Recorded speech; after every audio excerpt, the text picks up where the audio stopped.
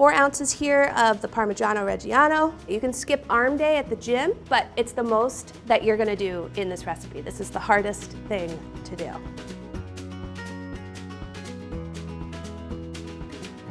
We all know Fettuccine Alfredo to be that creamy, heavy, really rich pasta dish. But the original recipe dates back to the early 1900s in Rome, Italy. And that original recipe didn't have any cream in it at all. In fact, it only had 4 ingredients. So I'm super excited because I get to show you my recipe for the OG Fettuccine Alfredo. And the first thing I'm going to do is heat up my oven, 200 degrees, and I'm gonna put our serving bowls in there just so they can stay warm for when it's time to eat. It's just low enough so that it's just gonna stay warm while I'm making the rest of the recipe. All right, so I'm gonna heat up some water. Here we have 3 quarts of water, and that's 1 quart less than you normally would cook pasta in. And that's because you want that starchy water, the starch from the pasta, to get as concentrated as possible, because this is gonna be one of the ingredients in the sauce. So let me show you the other ingredients. Pasta water, Parmesan cheese, butter, and salt. That's it, 4.5-ish. So the real important thing here is that you're using high quality ingredients. It's a super easy recipe and it comes together really quickly, but you want to make sure that you're using the good stuff. So I've got some butter here. You need 5 tablespoons. All right, now check out, you see on the rind here, you can see that it's stamped to say Parmigiano-Reggiano. Sorry about my pronunciation. But that's how you know it's the real deal. It's been aged, I think, about 12 months. So it's gonna have a lot of saltiness to it and a really beautiful texture. Be sure to save your rind. You can just throw it in a Ziploc bag, keep it in your freezer. Anytime you're making a tomato sauce, these are awesome just to throw in. So I'm gonna hang on to that. But in the meantime, I've got a rasp style grater here, and this is really important because the cheese needs to be grated really finely. And as you can see, it almost looks like little snow, like little feathers coming out of there. And it's all gonna be even in size, so it's gonna melt together at the same rate. And when you see this sauce, you're never gonna want that jar of Alfredo sauce ever again. 4 ounces here of the Parmigiano-Reggiano. I'm just gonna wait for the pasta to come up to temperature. Okay, you can skip arm day at the gym, but it's the most that you're gonna do in this recipe. This is the hardest thing to do. Also, don't even think about reaching for that green can of Parmesan cheese or the grated stuff at the store. It's actually tossed with something called cellulose, so it's not gonna break down and get as creamy as this Parmesan is. All right, the water is at a boil. I'm gonna add 1 tablespoon of salt. So it's gonna be really concentrated in flavor with a good amount of salt. It's gonna be part of the sauce. Just give that a stir. All right. For the pasta, you wanna use 1 pound of fettuccine. You drop that in.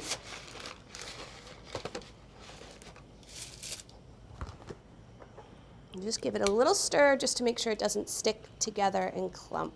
I'm gonna cook the pasta until al dente, and just check the instructions on the package. It'll usually give you a little bit of a range of time there, like 7 to 9 minutes. But I found that I prefer to go in and check right before what the package says, because you don't want the pasta to overcook.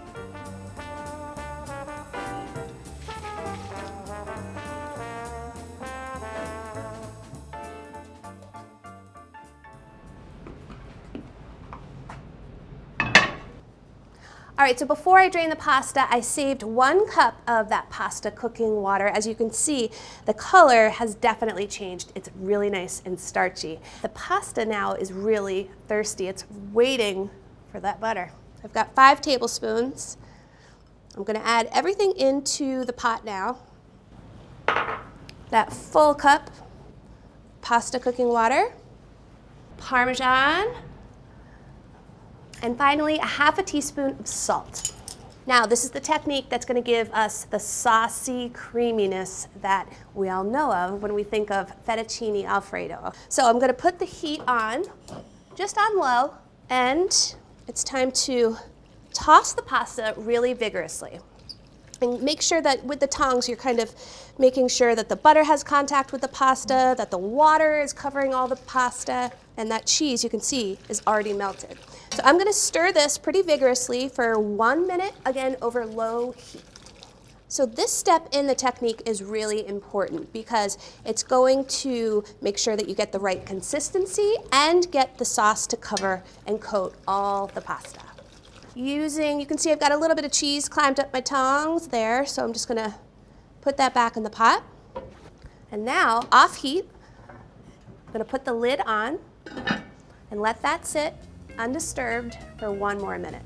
This step is important because it's gonna allow for any extra water in there to be absorbed by the pasta. All right, looking good, it's on its way.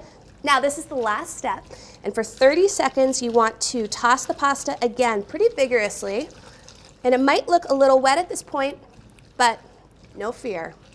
It will definitely thicken in the next 30 seconds.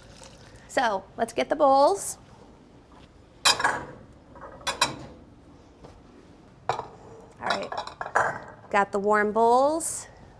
And it might make a little more sense now why I put 4 bowls into the oven, but we went through all that work of making that sauce, so we really want to make sure that it stays warm and creamy, and this is going to allow that to happen. If they were room temperature or cool bowls, the sauce might kind of congeal, and we don't want that. Just don't forget they're warm, because you do need a dish towel. Yum, yum.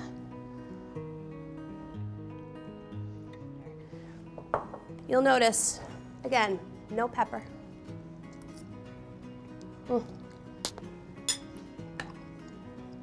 The simplest things in life are just sometimes left simple. So creamy, so satisfying and comforting. And the best thing about this, it's not heavy. It's so creamy, the sauce clings to the pasta. I should probably try one more bite just to make sure I'm right about that. 4 ingredients, a little bit of technique is all it takes to make the original Fettuccine Alfredo.